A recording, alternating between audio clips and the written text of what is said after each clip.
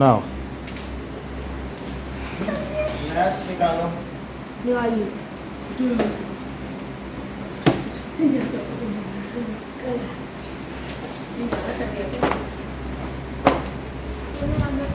बैठो बैठो, जो खाली जगह है कहीं भी बैठो।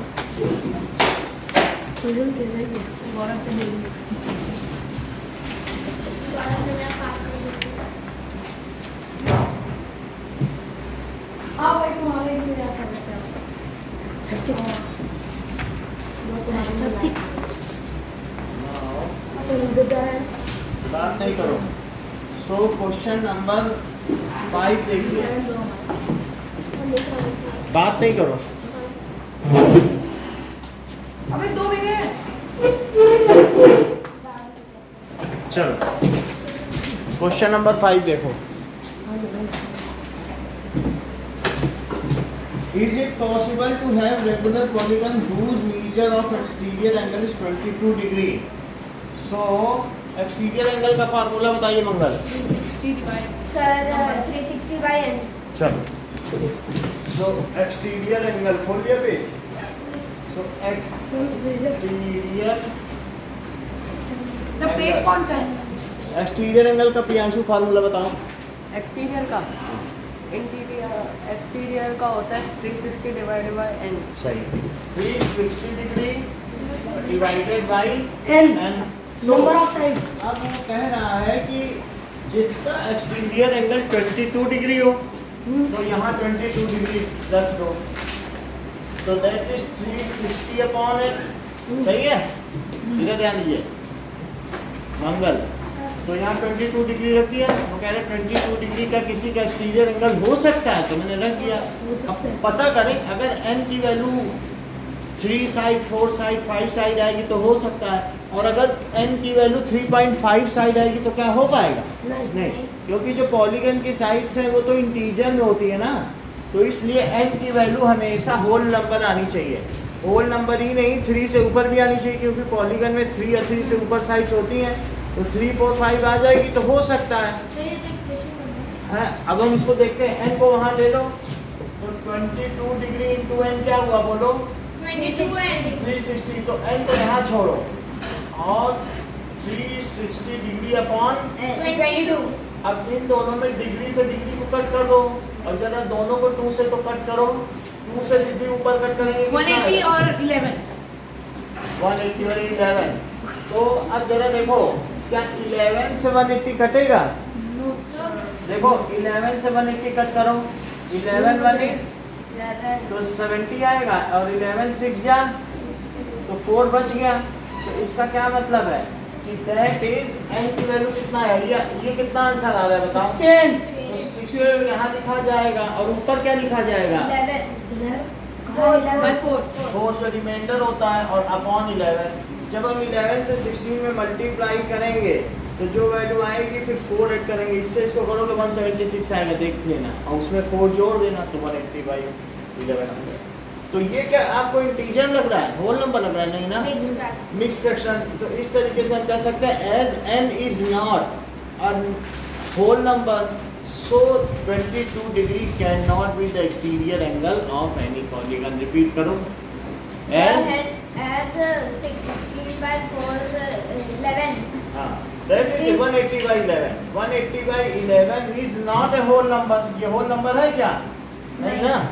तो लिखिए as n is not a whole number. तो इसलिए आगे क्या लिखोगे बोलो मंगल? So n is not whole number, so 22 degree cannot be the side of so a 22 degree cannot be. Priyanshu sentence दिए, आप करो बेटा। दिव्यांश सेंटेंस करो। Can not be the side of regular polygon. वही तो तुमने बोले, आप बोलो। वो गलत बोल रहे, सभी दिमाग कोई लगा। आप बोलो बेटा, can not be the exterior angle of हाँ, पॉलीगन। साइड थोड़ी होती, 20 डिग्री साइड होती क्या? Can not be exterior angle of any polygon. Riddhi समझ में आया? हमने वैल्यू डाल दी, ये फार्मूला आता है ना, पिछली बार पढ़ाया था, और फिर हमने इधर ले लिया, इससे डिवाइड किया, लेकिन ये इंटीजर नहीं है, तो जब कोई साइड तो फ्रैक्शन में तो हो नहीं सकती कि किसी में 3.5 या 4.5 साइड होती क्या, तो जब ऐसा उल्टा पुल्टा एन आएगा तो इसका मतलब है 22 डिग्री किसी का होगा ही नहीं। नहीं सर। अब अगला क्वेश्चन देखो, इसी का फिफ्थ का बी देखो, ये तो ए था, बी कह रहा है can it be the interior angle, कह रहा है ठीक है, अच्छा एक्सटीरियर नहीं हो सकता, तो क्या इंटीरियर हो जाएगा? चेक कर चेक करो। सर, बताएंगे सर। लो, फिर हम करें। बहुत बड़ी बात, कितना बड़ा एंगल दिया बोल। अच्छा ये बताओ कि इक्विलेटरल ट्रायंगल का इंटीरियर एंगल कितना होता है? 60 और स्क्वायर का 90 डिग्री होता है। और किसी को याद है कि पेंटागन का कितना होता है? हमने कराया था 72। अरे तुम तो हर चीज जानते हो। यही बात इन्होंने बोली कि सर वो 22 डिग्री इंटीरियर बोल रहा है और 60 से कम तो इंटीरियर हो ही नहीं सकता किसी का, आगे चल के और बढ़ता ही जा रहा है। देख लेना सर ये गलत निकलेगा। ये बात कितनी, मतलब बच्चे कितने तेज होते हैं। आप देखो एज का बच्चा कितनी जल्दी बोला 60, 90, 72 तो बढ़ता ही जा रहा है, 22 को इंटीरियर बोल रहा है, पकड़ जाएगा। आप लोगों की नज़र से कोई चीज़ नहीं बच सकती। तो ये देखो ठीक है, और ये सब जो भी हो रहा है ये 2 टॉफी खाने का नतीजा। अब आगे देखिए, सो इंटीरियर एंगल का फार्मूला बताओ। n minus 2 into 180 by n। नीचे का n। इंटीरियर एंगल रिपीट करो रिद्धि, क्या बोला उसने? सही है, n-2 into 180 degree by n। अब हम रख के देखें कि क्या 22 हो सकता है, तो इंटीरियर में भी रख के देखना तो पड़ेगा। दैट इज n-2 और अपॉन n को यहाँ मल्टीप्लाई करो जैसे पहले किया था, तो 22 डिग्री n मल्टीप्लाई कर दिया और इट इज n-2 180। अब 22 डिग्री n 180 का n में भी मल्टीप्लाई होगा और 180 का किसमें मल्टीप्लाई होगा? तो दोनों में करो। 180 n minus 360। बहुत अच्छा, इतनी बात हो गई। अब 180 degree n minus 22 degree n n को एक तरफ ले जाओ और 360 को एक तरफ ले जाओ। देखो माइनस था तो उधर प्लस में चला गया और ये 22 डिग्री n यहाँ प्लस में था तो ये माइनस में चला गया। बात समझ आ गई? तो दैट इज, इसको सब्ट्रैक्ट करो। 162 बहुत अच्छा, देखो 166 168 देखिए वो काफी करीब था, ऐसे मत बोलो किसी को, इतना तो वो बता ही रहा है, वर्बली बता रहा है बिना सब्ट्रैक्ट की। क्या कम है? तो 158 कितना अच्छा बता दिया अभीश ने। सो n की वैल्यू कितनी हो गई? 360 और डिवाइडेड बाई 158। तो क्या n आपको क्या लगा, इंटीजर में आएगा कि फ्रैक्शन? 74 आएगा नीचे। तो ये 180 ऊपर 180 और नीचे लो, ये सबसे अच्छा बता रहे, तुरंत बिना डिवाइड के 76 बता दिया। बोल रहे हैं कि सर अगर 148 होता तो 74 आ जाता। बात सही है भाई, 148 में 2 से दो तो 2 7 या 14, और कितना बड़ी बात है, कितनी छोटी एज में कितना कुछ बता रहे हैं।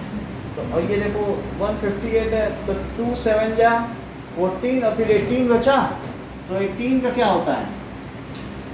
2 9 या 18। अब बताओ 180 और 79 कैसे चला जाएगा? जा ही नहीं सकता क्योंकि 79 है ना, तो 79 से 180 को इसका डबल थोड़ी होता है। 79 है तो 2 जा करो जरा, 2 9 या 80 में 2 7 या 158 कितना बच गया? 22 बचा। वो लोग क्या लिखे यहाँ पे अभी? 2 हाँ 22 हाँ, by 79। तो that is equals to n। तो क्या आपको ये लगता है कि इंटीजर है? नहीं सर। तो as n is not a whole number, so sentence complete करो। It is a rational number which can be the interior angle of polygon। बहुत बड़ी बात कह दी। सो 22 degree can not the interior angle of any polygon. It is, ये fraction n किसमें बताओ? ये rational n is in fraction, rational बोलोगे तो उसमें तो होल नंबर भी आता है. n is in fraction, integer. So आगे रिद्धि कंप्लीट करो sentence. So And is not. n तो फ्रैक्शन में हो गया. सो And fraction में तो it's 22 is not. 22 is not a interior angle. सही है. So 22 degree is not interior angle of. Gaurav आगे सेंटेंस बोलो. Angle of any polygon.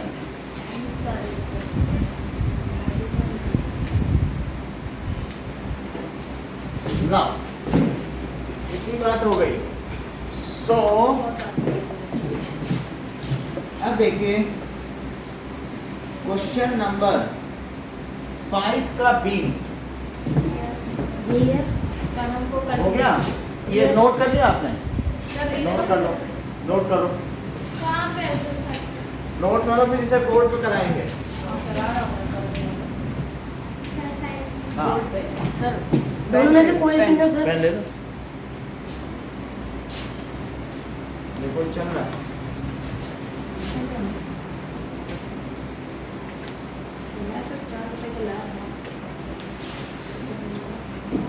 आ जाओ अवीश. 5 का ही करो. एक्सटीरियर हाँ करो.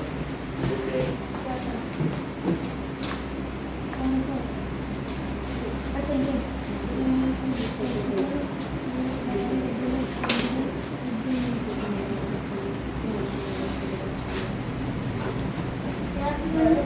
करो करो. कहीं से भी करो.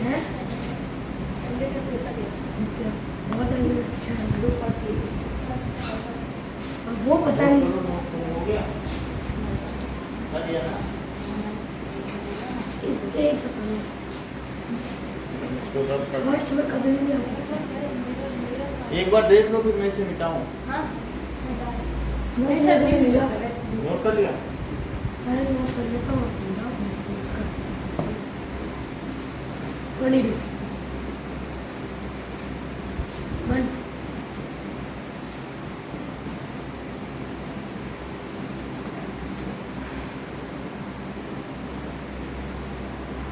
सर आप 360 मतलब सर हाँ मिनिमम इंटीरियर एंगल कितना हो सकता है? Minimum sir 60. और ये 22 की बात कर रहा है. हाँ, तो सर, नहीं 22 तो हो नहीं हो सकता. मिनिमम मिनिमम देखो ना 60 है, उससे बड़ा 90, उससे बड़ा तो बढ़ता ही जाएगा. और ये 72 नहीं है, ये 108 है.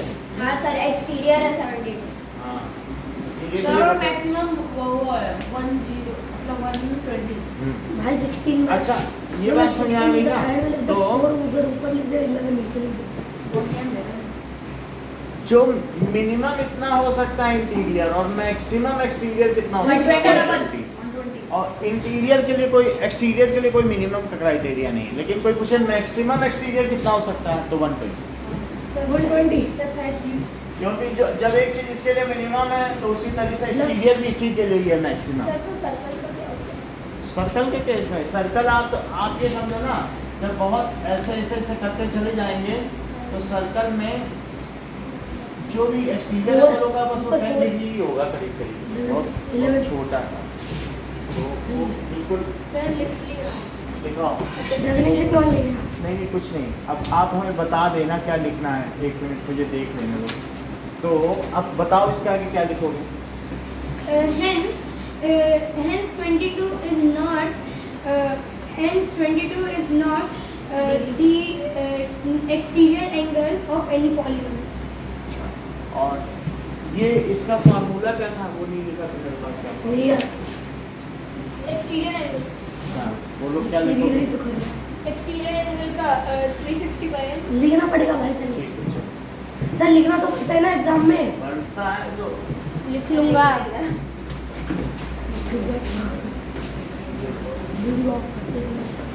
चलो. सर मुझे लिखते वक्त बोर्ड पे कैमरा में ऐसा लगता क्या होता है है अगर खराब लिखो तो अपनी राइटिंग इसमें कि मैं जब लिखता हूँ तो मुझे ऐसा लगता है मैं टीचर हूँ, मैं पढ़ा रहा हूँ. कभी गलत लिख रहे हैं। हमारे बच्चे कैसे होंगे जिनको तो पढ़ाओ, उनको तो फेल ही हो जाएंगे।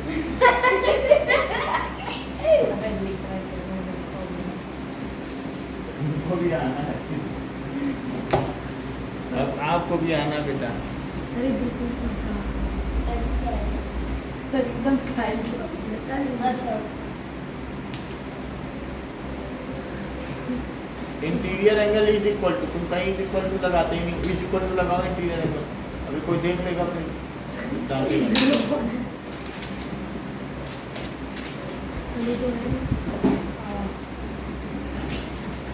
इंटीरियर एंगल है और एम लिख दिया नीचे, अरे यहाँ लिखो इंटीरियर एंगल, इंट्राउट लिख दिया था तुमने। पहले इंटीरियर एंगल का फॉर्मूला लिखेंगे ना। वो अभी पहली बार सीख रहा है बेटा, अभी उसे कुछ मत बोलो। वो कोई भी इक्वेशन होता हाँ है। क्या पूछ रहे हैं बोलो अनिकेत, पूछो बेटा। सर ये सर जैसे सर ये सॉल्यूशन कर रहे हैं तो सर उसमें सबसे पहले तो सर इंटीरियर एंगल का फॉर्मूला लिखेंगे, फिर उसके हाँ। बाद सर उतारेंगे ना सर जितने हाँ। आगे के प्रोसेस है। यही है, पहले फार्मूला लिखेंगे तभी करेंगे। ये पहले एकदम पूरा सेटिस्फाई करने की सर जैसे कहते हैं ना कि कोई भी इक्वेशन है उसमें जो स्टार्टिंग में लगता है इक्वल्स, तो वो ऐसे लगता है। इम्प्लाइज दैट, हाँ तो यहाँ इम्प्लाइज लगेगा सबसे पहले। हाँ जैसे मंगल अभी कर रहे हैं क्योंकि वो मैम ने बताया था हमारी हेलो ये सही करो, हेलो मैंने नहीं बताया था। चलो ओके वो पापा बता दो। बताया थे पापा को। इधर बोल सिक्स्थ में पता चल गया पता है इसका नाम क्या है? इसका साढ़े क्या बोलते हैं इसको?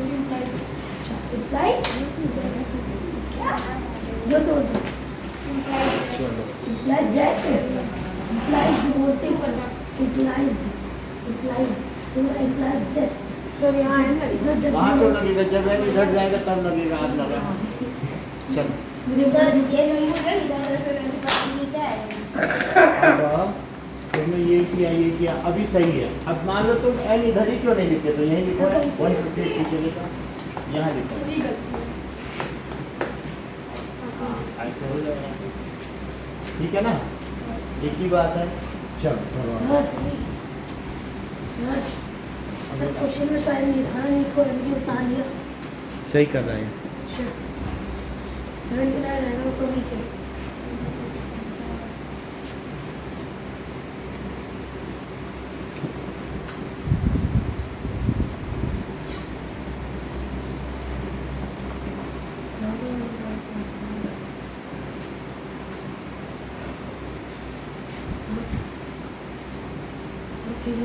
आज कहीं जाते हैं। सही कर रहा है। इसके बाद वाला स्टेप करो, अब इसका अगला स्टेप लिखो ना 79 से डिवाइड।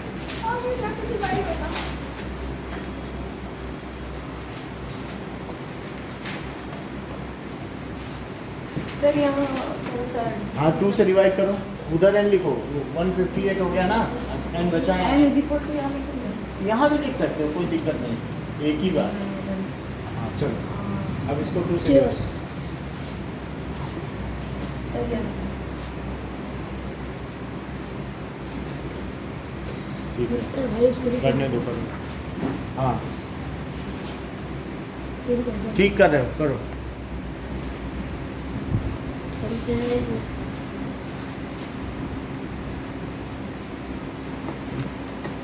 हाँ अब बोलो statement. So as n is as n is not equal, as n is 222 by उधर में देखो बेटा, 79, as n is 222 by 79, it is not a natural or whole, it is not a real number, natural number. it is not a natural number, it is a fraction, so that it can't be what the can't be, interior. क्या कहें, So 22 degree cannot be the interior angle of a polygon. Any polygon. चलो आगे। Sir इसको divide करो। इसको divide static इसकी बात थी ना। इसको डिवाइड करो, सर ये यहाँ बड़ी प्रॉब्लम है। क्या प्रॉब्लम? ये 79 में 79 लिख दो। सर यहाँ इस बारे में क्या आएगा वो 16 वाला ना कितनी बार जाएगा? फिर तो सोच 2 टाइम्स। 2 है 22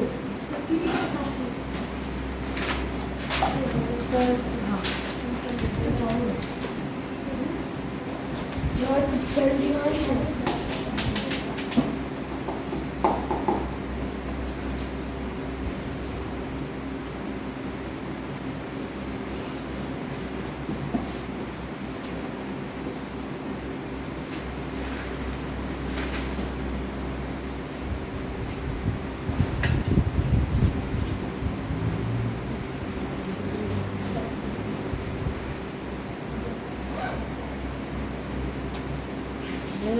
बस थोड़ी सी गलती होगी, तुमने 222 लिख दिया, जबकि 2 यहाँ बीच में लिखना चाहिए।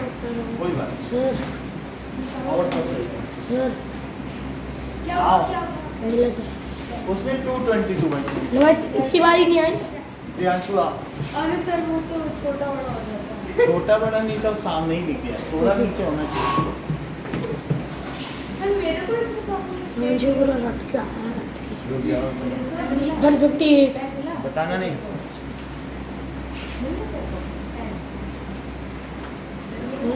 सर वो इंटीरियर के बाद माइनस है क्या है इंटीरियर इज इक्वल टू लिखो इक्वल टू और एंगल भी लिखो। एंगल डी बताना नहीं, ठीक है।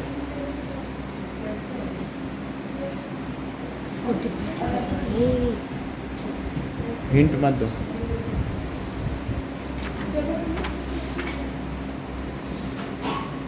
तो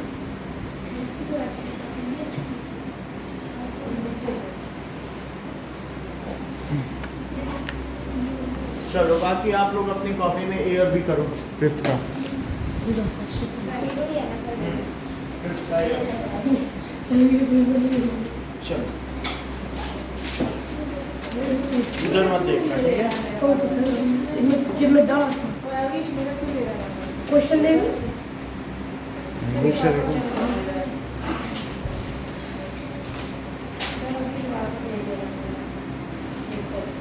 वन 180 है ना, माइनस करो, माइनस करो। ठीक, 2 से कट करो, लिख दे। 2 से करो। सर पहले इंटीरियर 70? करेंगे एक्सटीरियर है। हाँ ठीक है, ऊपर करो। एक्सटीरियर पहले एक्सटीरियर करो, हाँ देखा करो 2 से। 2 से मन नहीं कर पा रही है, 2 से करो। 2 1 is equal to 1। इसे इंटीरियर करके बोर्ड से बस अभी कहाँ है आप? 79 अलग से सर वो स्टेटमेंट लिखना है सर, स्टेटमेंट लिखना है। स्टेटमेंट तो लिखना है। चलो सही था नहीं था कर सकते सब तेरा वही कलर फिर तुम सीखोगे नहीं ना, तुम बार बार गलती करते हो। चलो तुमने एक गलती की है कि 22 है ना, तो 22n होना चाहिए था। बस और नहीं। चलो तो ये पेपर लो, बाकी तो अच्छा कर रहे थे। करो ए और बी। हाँ करो, दूसरे सही करो।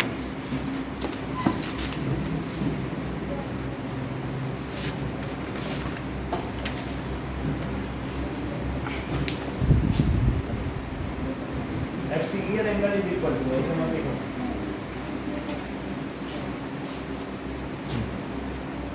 सर वो जब मैं संडे टेस्ट दे रहा था ना, तो उसके अंदर मैंने इंटीरियर नहीं लिखा था और एक्सटीरियर लिख दिया था।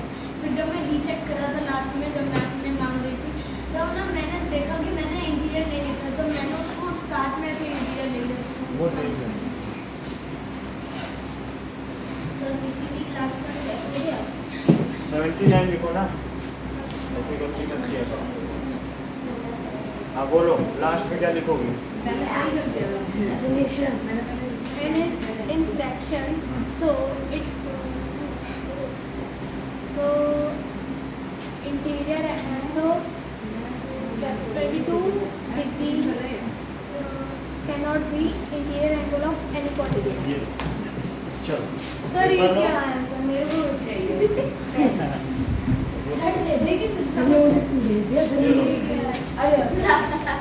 सर मुझे फिर क्यों भेजा? चलो ये तो सही नहीं है, मुझे भेज दिया आपने। सर, ये आप गलती नहीं की। सर इसको सर तो तो निकलती है पास नहीं करते फिर मिल जाएगा तुमको भी मौका। सर नॉटी सर इसके नहीं, बेचारे के वो कोई बात पाँच ही नहीं, हैं, सर। तुमको फिर से मिल जाएंगे। तुमको बेचारे का मतलब देखो सबसे पहले तुमको ही चांस दिया था, तुम्हें फिर मिल जाएगा मौका। बेचारे का पाँच ही हुआ है, सर। चलो चलो कोई बात नहीं, फिर बुलाएं। सर हाँ सर ऐसा कुछ नहीं। कितना है नहीं पता सर इसका पैर काम चला रहा है। कितना होता है सर देखो घर।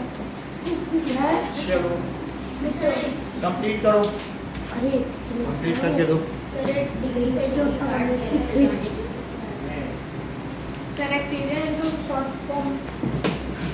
6 देखो, sir what is the minimum interior angle? बताओ मंगल, मिनिमम इंटीरियर एंगल कितना होता 60 है? डिग्री सही है, सो लिखो minimum interior angle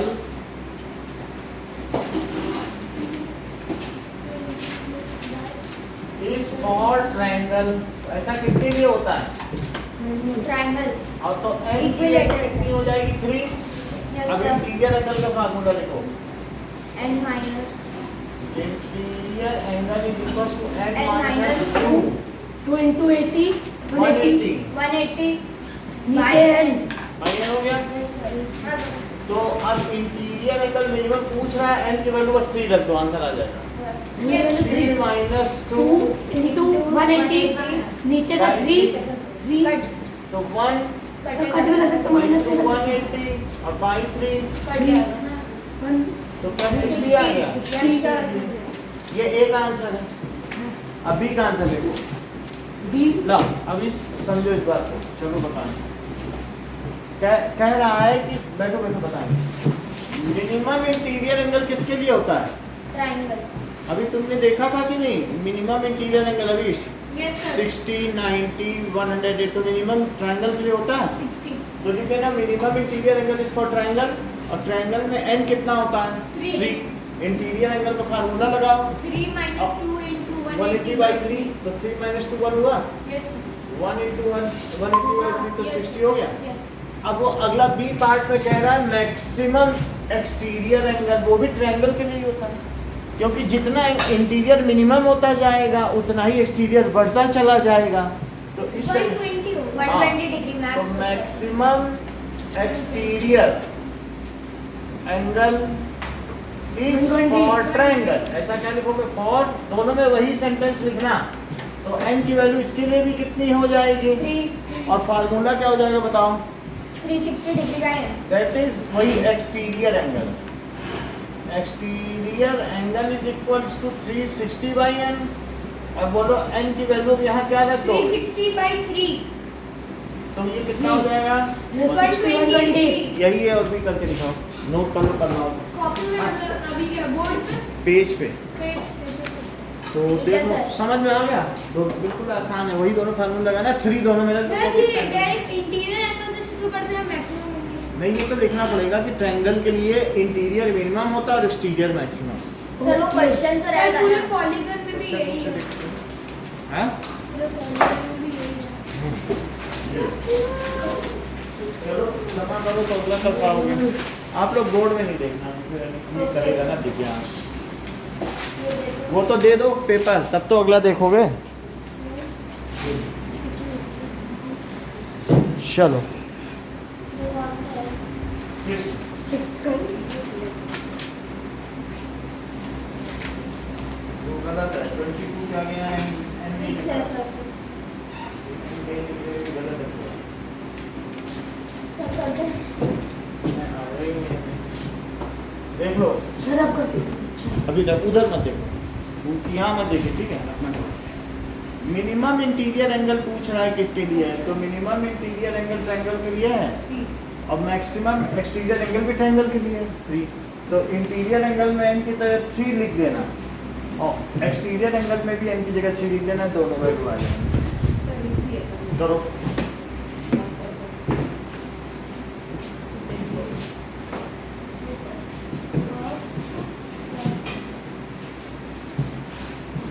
sir paper दे दीजिए पेपर आपको दिया नहीं, टाइम्स ऑफ सर वो काइंस है हो गया सर। क्वाड्रिलेटरल्स कितने तरीके के हो सकते हैं? तो पहला हो सकता है trapezium, yes sir. That is one pair of opposite sides are parallel. तो एक पेयर ऑफ अपोजिट साइड देखो, जैसे ये और ये, क्या ये पैरेलल है? ठीक है, आगे देखिए। सो इसको मिला लो तो ये ट्रेपीजियम हो गया। One pair of opposite sides are parallel, ठीक है। तो जैसे A B C and D, तो कौन सी साइड किसके पैरेलल है? सर ABDC के। तो A B is parallel to D C. अगर वन पेयर पैरेलल हो तो उसे क्या कहेंगे? ट्रेपीजियम, ठीक है। सिर्फ और भी तो मतलब दो साइड का जो सम तो वो होता है रॉम्बस। पैरेललोग्राम। दूसरा इसका टाइप क्या है बोलो? Parallelogram. Both pair of opposite sides parallel. इसमें क्या होगा? both pair of opposite sides are paired. Pair of opposite side opposite Sides are sides are equal parallel. Parallel. ये देखो, ये इसके पैरेलल और ये वाली इसके पैरेलल। सर थोड़ा और ये पैरेलल है। लो, हाँ भाई। ये इसके पैरेलल और ये वाली इसके पैरेलल। समझ आए? ये इसके पैरेलल, ये इसके पैरेलल। तो A B C D, AB is parallel to DC. AD is parallel to A B BC. Is parallel to D C और A D, AD is parallel to BC. ठीक है। जमा करो, सबने जमा कर। इतना लेट क्यों करते हो? इस वीक के टॉपर हो और इतना लेट करते हो ना। अब जरा देखिए कि साथ में इनमें एक और भी बात होती है कि ये इसके इक्वल भी होती है, इसके इक्वल भी, ठीक है। पैरेललोग्राम में दो चीज हो सकती है, ओके। पैरेललोग्राम में क्या चीज हो सकता है कि वन एंगल इज 90 डिग्री। 190.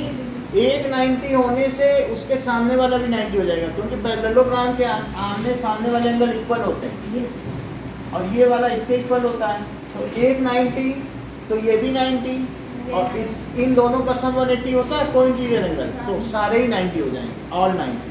तो पैरेललोग्राम का एक टाइप है रेक्टेंगल। एक टाइप क्या है?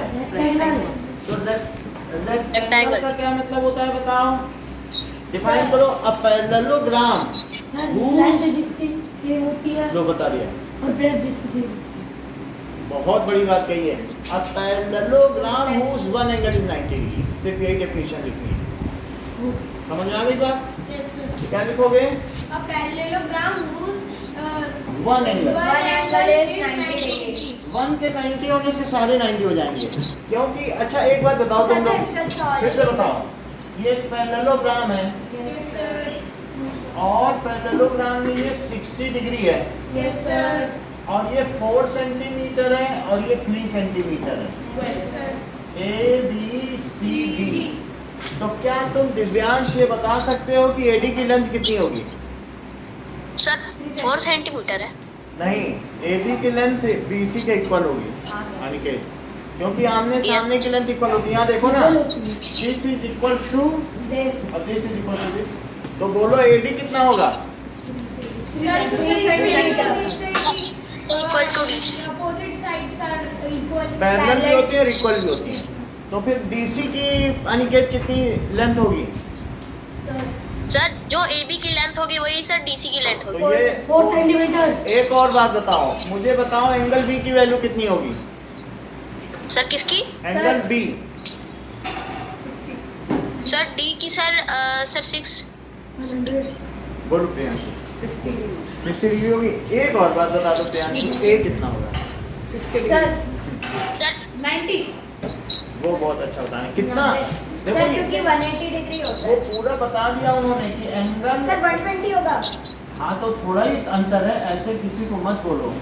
ए की वैल्यू डी कितना है 60 ना, तो अगल बगल की जो एंगल है अगर पैरेलल साइड्स है, देख लो फिर से देखो, इसको कहते हैं कोई इंटीरियर एंगल। ये लाइन ट्रांसवर्सल है, जो दो पैरेलल लाइन को कट करे उसको क्या कहते हैं?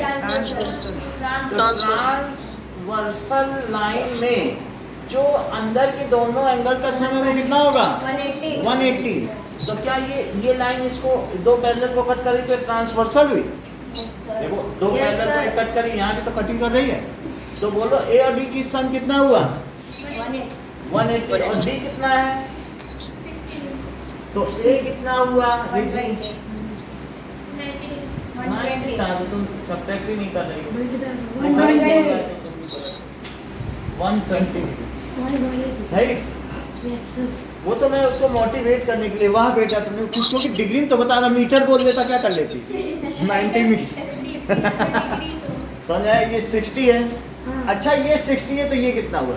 120। देखो उसकी भी तो बात सुनो, कह रहा है ये दोनों पैरेलल लाइन है और ये ट्रांसवर्सल इसको कट कर रही है, तो इसके बाद प्रियांशु ने इन दोनों को जोड़ लिया होगा इंटीरियर एंगल को, तो इसने बी और सी को जोड़ा होगा।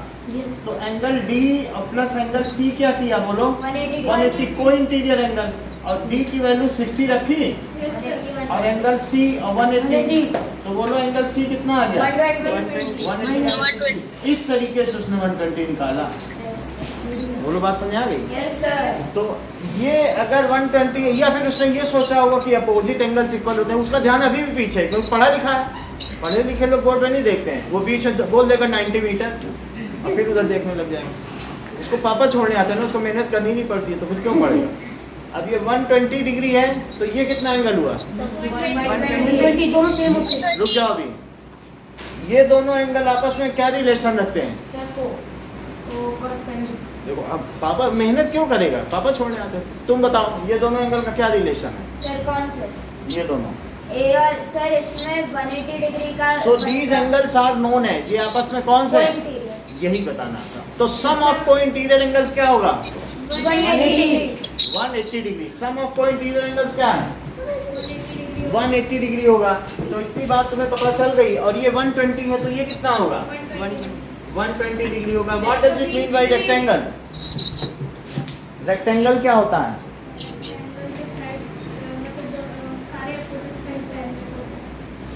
Both pair of. बोलो रेक्टेंगल क्या है?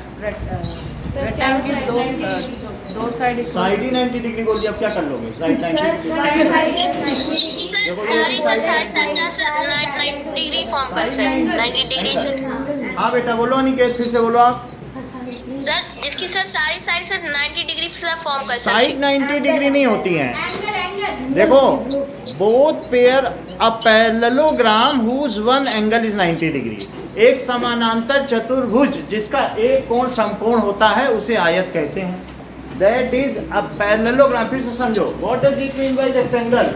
A parallelogram whose one angle is known as rectangle। एक के 90 होने से क्या ये भी 90 हो जाए? उसके सामने वाला भी 90, तो सब 90। Yes sir. तो लिखो what is rectangle? Rectangle sir जिसके एक साइड 90 डिग्री होता है, Side एक भाई, एंगल आप सुनो, जब तुम स्पाइन ऐसे मुड़ के बैठे हो धनुष की तरह, तो कैसे तुम्हारा माइंड काम करेगा? तुम मुड़ के बैठे ही हो। अगर इरेक्ट बैठोगे तब तो स्पाइन काम करेगी। 3 बार में गलत बता रहे हो। बोलो फिर से बताओ। सर रेक्टेंगल का एक एंगल डिफाइन करिए। अब पैरेललोग्राम, पैरेललोग्राम हाँ पैरेललोग्राम नहीं, इसी के बारे में बताओ। अब parallelogram whose one angle is 90 degree. Repeat करो। A parallelogram whose one angle is 90. हाँ बोलो what does it mean bye a parallelogram? One side और 90 डिग्री। इसे क्वेश्चन ही नहीं सुनना है। अब what is parallelogram? A parallelogram whose one side is मोटे होने से दिमाग मोटा नहीं होता है। तुम ये सोचो मोटे हैं तो दिमाग भी मोटा है। हाँ बोलो साइड्स बेटा। Are equal. parallelogram his one side are equal। ऐसा नहीं है, बोलो what does it mean by parallelogram? No, parallelogram क्या होता है? जिसकी both pair of opposite sides are parallel. Parallelogram क्या है बेटा? Sir both opposite sides are equal. Equal तो होती है, पैरेलल हमें बोलना है। इक्वल तो उसकी प्रॉपर्टी है, पैरेलल बोलो।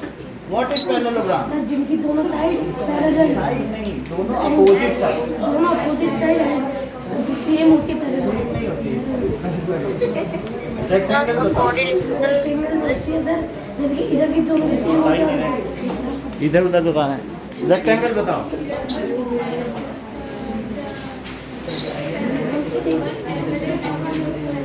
बहुत अच्छा। नाउ पैरेललोग्राम बताओ।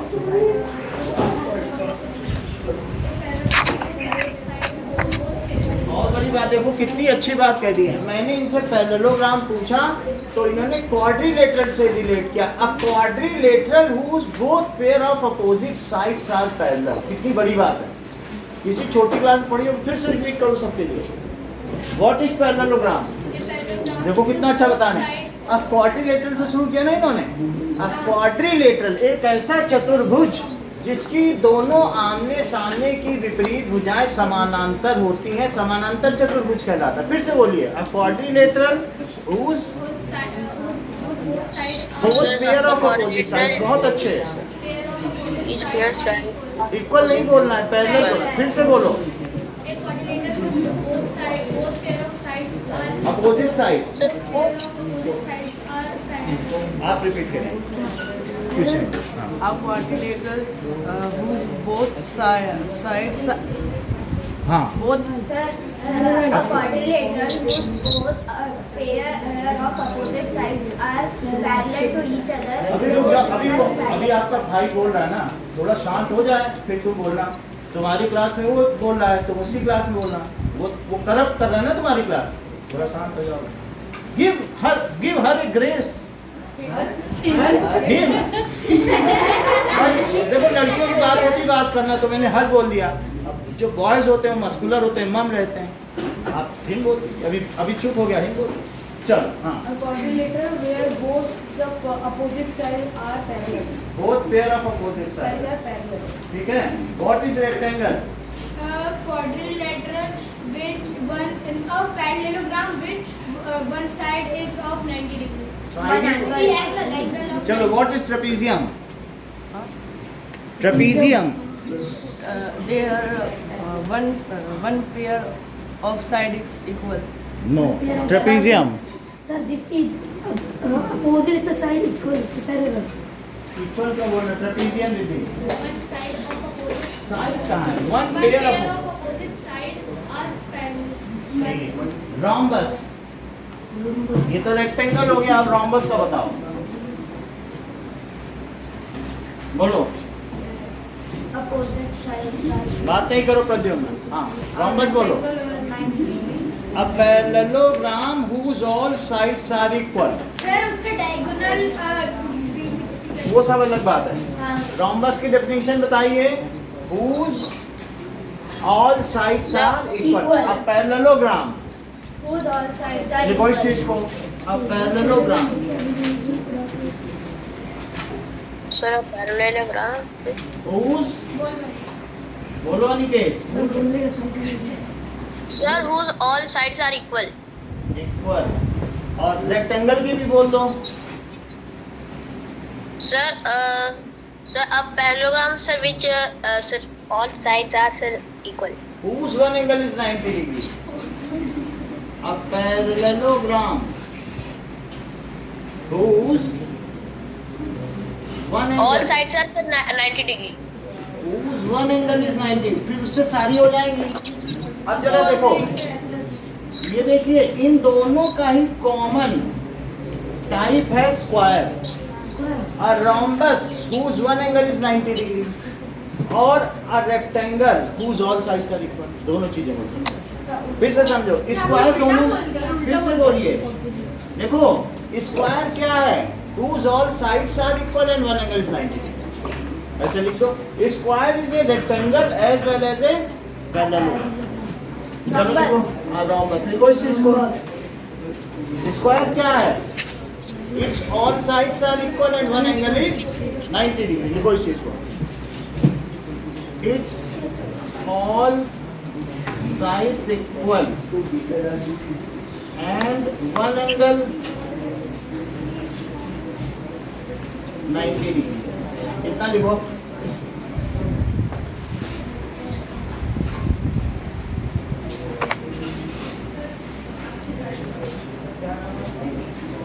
हो गया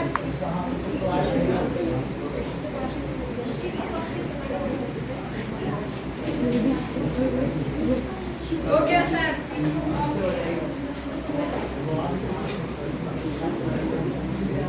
हो गया सर। ओके, इतनी बात हो गई? Yes, sir.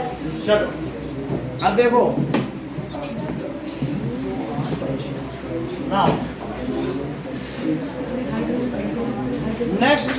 next type is kite. Yes, sir. Kite की क्या definition है? जिसकी adjacent sides parallel. A quadrilateral whose adjacent sides are देखो, Parallel. तो ये kite है, equal. A quadrilateral whose adjacent sides are equal. इतना ही रखो. Okay, thank you Aniket. Okay sir, thank you sir. Okay, welcome.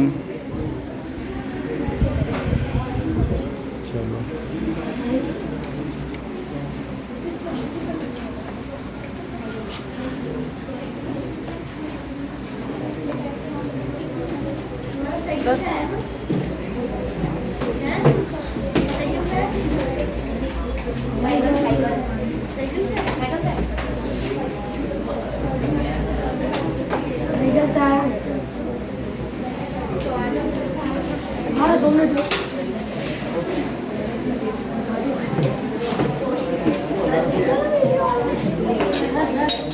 इधर आप लोग इधर बैठ जाओ. Bye sir, thank you sir.